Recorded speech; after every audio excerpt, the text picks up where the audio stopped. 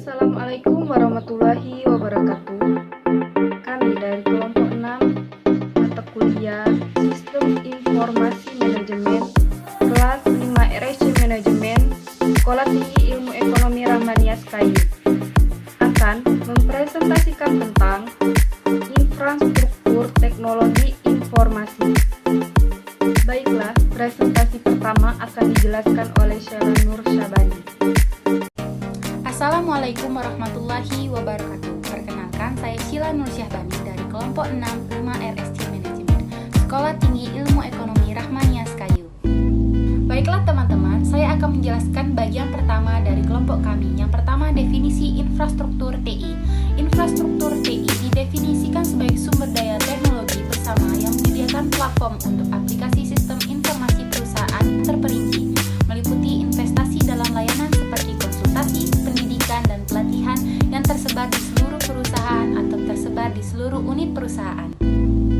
Pendapat lain mengenai infrastruktur TI yakni infrastruktur TI ialah komponen hardware dan software dalam skala besar dan berkecepatan tinggi yang telah dianggarkan oleh pihak manajemen dan juga untuk menjalankan perusahaan besar secara keseluruhan. Dibutuhkan sumber daya manusia yang esensial atau manusia yang sangat handal di bidangnya. Infrastruktur merupakan sekumpulan layanan firmware mencakup seluruh perusahaan yang dianggarkan oleh pihak manajemen yang terdiri dari kapabilitas manusia dan kapabilitas teknik yang dapat disediakan oleh perusahaan untuk para pelanggan. Idealnya, infrastruktur ini mendukung bisnis perusahaan dan strategi sistem informasi. Teknologi informasi yang baru mempunyai dampak besar terhadap bisnis perusahaan dan strategi sistem informasinya. Di sini ada hubungan antara perusahaan infrastruktur TI dan kapabilitas bisnis, di mana bisnis strategi, IT strategi, dan informasi teknologi ini memiliki suatu keterkaitan yang membentuk IT service dan infrastruktur yang nantinya akan memberikan customer service, supply service, dan enterprise service. Di sini berarti layanan-layanan perusahaan merupakan kemampuan untuk menyediakan kepada pelanggan pemasok dan karyawan yang memiliki fungsi secara langsung terhadap infrastruktur TI yang mendukung bisnis dan strategi sistem informasi perusahaan. Selanjutnya, layanan-layanan infrastruktur TI. Yang pertama, layanan platform komputasi digunakan untuk menyediakan layanan komputasi yang membutuhkan tenaga kerja, pelanggan, dan pemasok dengan digital yang koheren. Kedua, layanan telekomunikasi yang menyediakan data suara dan konektivitas video kepada karyawan dan pelanggan dan pemasok. Layanan pengaturan data yang menyimpan dan mengelola data perusahaan dan menyediakan kemampuan untuk menganalisis data. 4. Layanan peranti aplikasi. Manajemen fasilitas fisik. 7. Layanan standar teknologi informasi atau kebijakan standar teknologi informasi.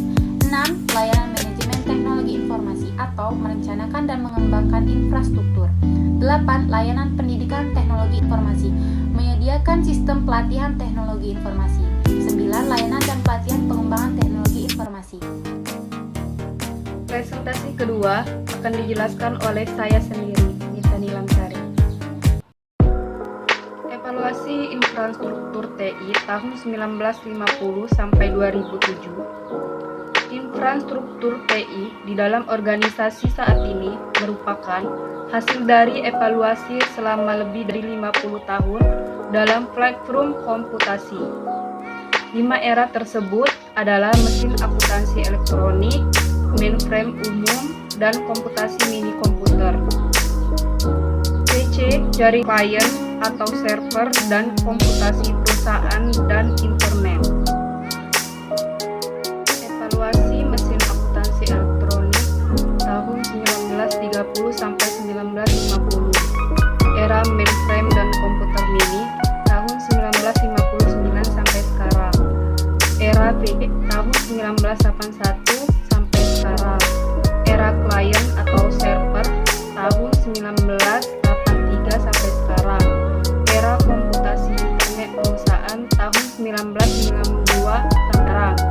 Era komputasi cloud dan mobile tahun 2000 sampai sekarang. Mengidentifikasikan dan menjelaskan penggerakan-penggerakan teknologi dari evaluasi infrastruktur TI. Sejumlah Sejumlah pengembangan teknologi telah menggerakkan transformasi berkelanjutan infrastruktur TI.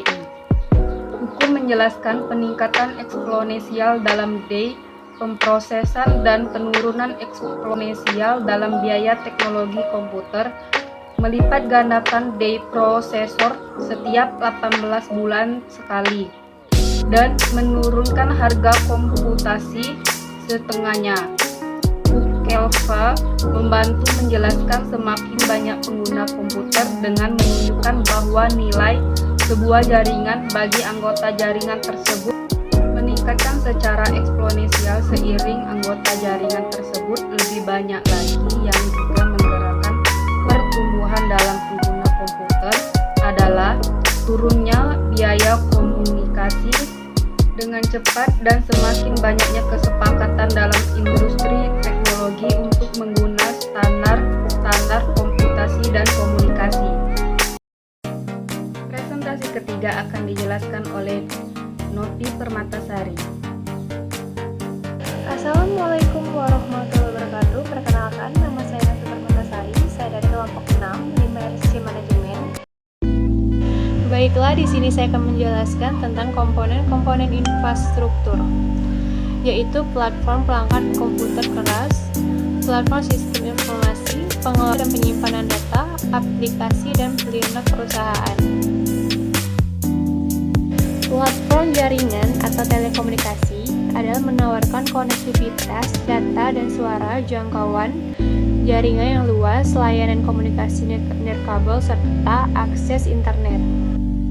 Platform internet ialah harus cocok dan terhubung dengan infrastruktur jaringan serta platform perangkat keras dan perangkat lunak.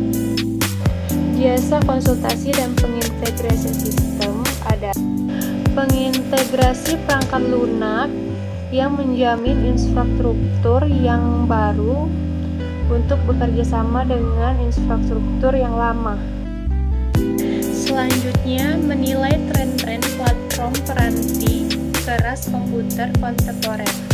Tren-tren platform peranti keras dan peranti lunak kontemporer menjawab kebutuhan untuk mengurangi biaya infrastruktur TIC untuk menggunakan sumber komputasi secara lebih efisien untuk mengintegrasikan informasi di berbagai platform dan untuk memberikan fleksibilitas dan layanan yang baik bagi perusahaan dan para pelanggannya. Dan presentasi terakhir akan dijelaskan oleh Dela Novitasari. Assalamualaikum warahmatullahi wabarakatuh. Perkenalkan, saya Dela Novitasari dari kelompok 6 kelas 5 RSC Manajemen Sekolah Tinggi Ilmu Ekonomi Rahmanias Kayu.